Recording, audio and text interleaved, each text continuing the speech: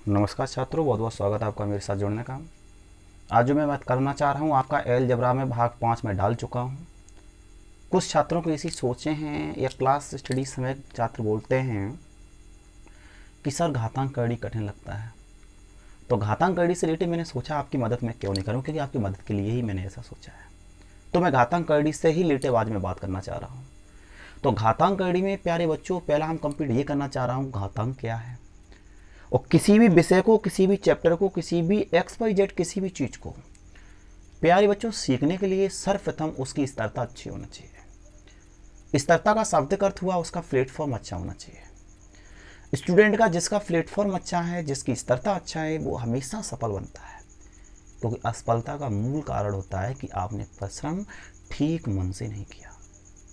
तो प्यारे बच्चों आप अपना प्लेटफॉर्म अच्छा करें। आपकी ब्रांच का नाम इसलिए ही मैंने रखा है प्लेटफॉर्म क्लासेस, कि जिस स्टूडेंट का प्लेटफॉर्म अच्छा है वो हमेशा अच्छा बनेगा। तो प्यारे बच्चों आज मेरा घातांक करड़ी का भाग फैला है, तो आज जो मैं कंप्लीट करना चाह रहा हूँ वो सर्वप्रथम घातांक कंप्लीट करना चाह रहा हूँ। तो प्यारे बच्चों घातांक किसे कहते हैं, पहले तो ये समझ लीजिए, किसी भी संख्या का रिपीट गुणा करने पर, किसी भी नंबर्स का, किसी भी संकेत का रिपीट गुणा करने पर प्राप्त गुणनफल का नाम ही घातांक होता है। जैसे दो रखा मैंने, दो का अगर दो बार मैं गुणा कर रहा हूँ या तीन बार कर रहा हूँ, 2 की पावर 3 रख लूंगा तो इसका नाम घातांक है, इसका नाम हमारा आधार है। तो किसी भी नंबर्स का, किसी भी संकेत का, किसी भी संख्या का अगर लगातार गुणा करने पर हमेशा प्राप्त होने वाला गुणनफल की पावर का नाम, वो गुणनफल की होने वाली संख्या का नाम हमेशा घातांक होता है। प्यारे बच्चों समझ में आ रहा है। और घातांक का ही नाम घातांक आपका बोल सकते हैं, घात का नाम ही घातांक होता है। समझ में आया? चलिए ध्यान देता हूँ।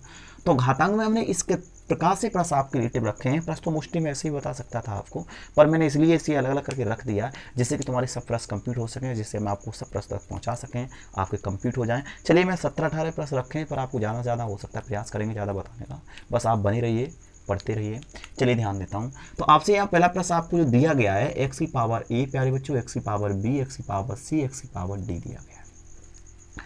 पूछा गया आपको सरल करें, आगे प्रश्नवाचक चिन्ह दे सकता है। तो प्यारे बच्चों हमारा कॉन्सेप्ट क्या है उसी पर ध्यान दें। जब किसी भी संख्या का आधार समान होगा, किसी भी मल्टीपल प्रक्रिया के अंदर आधार समान होगा, जब बेस आपको समान दिया जाएगा पावर आसमान दी जाएंगे। जब बेस समान होगा तो पावर आसमान होगा, तो पावरें हमेशा आपस में जुड़ जाती हैं। बेस ज्यों का त्यों रहता है।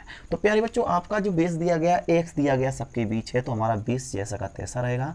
पावर आपस में जुड़ जाएंगी तो हमारा A plus B plus C plus D, तो ए की power A plus B plus C plus D, x की power A plus B plus C plus D. प्यारे बच्चों समझ में आया होगा।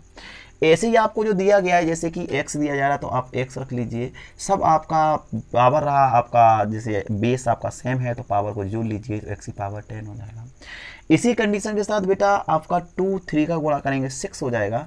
a की पावर 2, a की पावर 1 तो a की पावर 3 हो जाएगा। b की पावर 3, b की पावर 2 तो b की पावर 5 हो जाएगा। c की पावर 4, c की पावर 3, c की पावर 7 हो जाएगा। तो प्यारे बच्चों आपको समझ में आ रहा होगा। तो कहने का सारांश है, जब आपका बेस सेम हो, पावर भिन्नात्मक हो, तो आपका बेस ज्यों का त्यों रहता है, पावर आपस में जुड़ जाते हैं। तो गुणा में आधार समान होने पर घातें आपस में जुड़ती हैं, और भाग में आधार समान होने पर घातें आपस में घटती हैं। तो प्यारे बच्चों आपको समझ आ रहा होगा। चलिए सेकंड को ध्यान दो। ऐसे ही जब भाग में घटती हैं तो 2 का भाग देंगे, 2 छिंग 12 हो जाएंगे।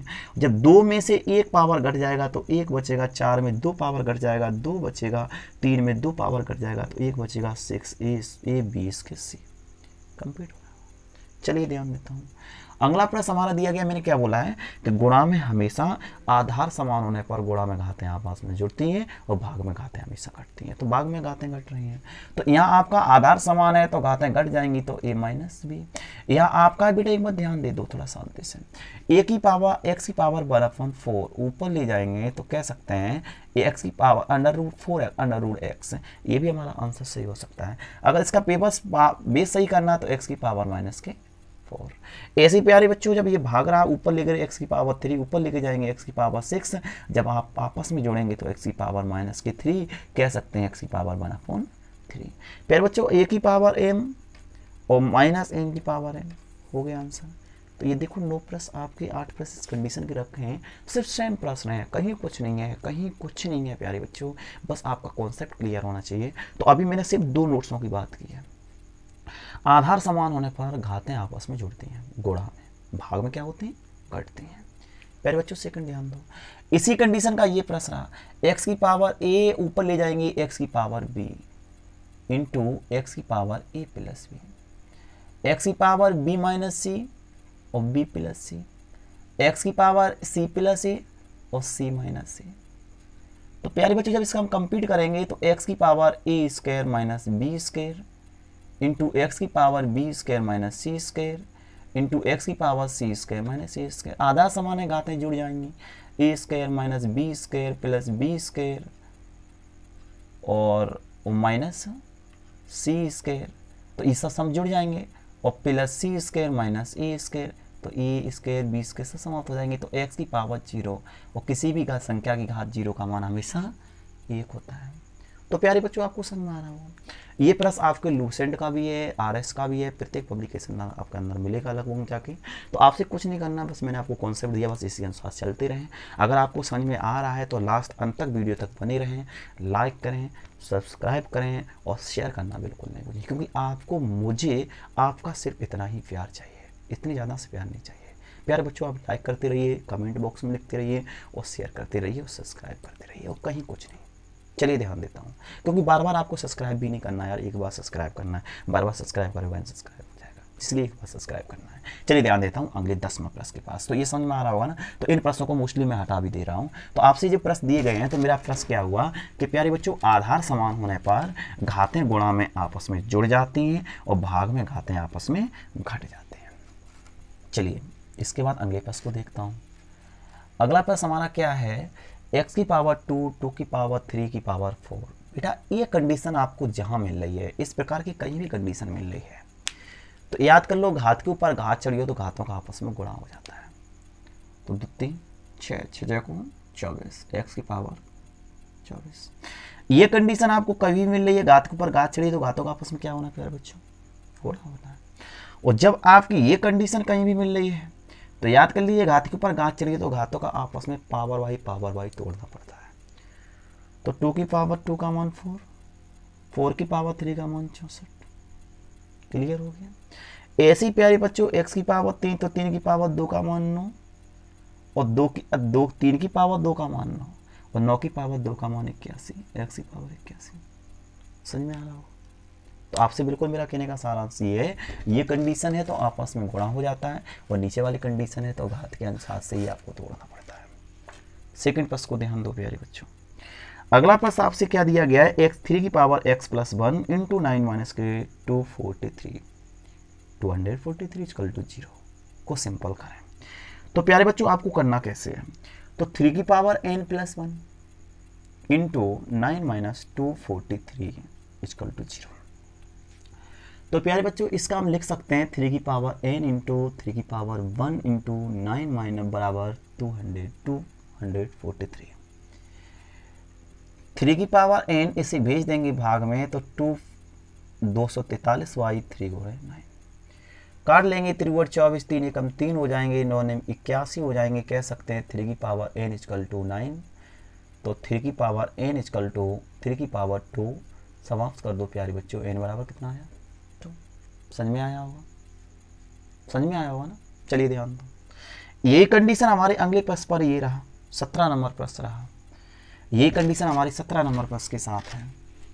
आपसे अगर इस कंडीशन का कोई भी प्रश्न मिल रहा है, जैसे दिया जा रहा है 2 की power 2x plus minus 6 plus 6 into 2 की power x minus 3 equal to 64, तो प्यारे बच्चों इसे लिख सकते हैं हम 2 की पावर 2x इंटू 2 की पावर 6, 2 की पावर x इंटू 2 की पावर माइनस 3 इक्वल टू 2 की पावर 6।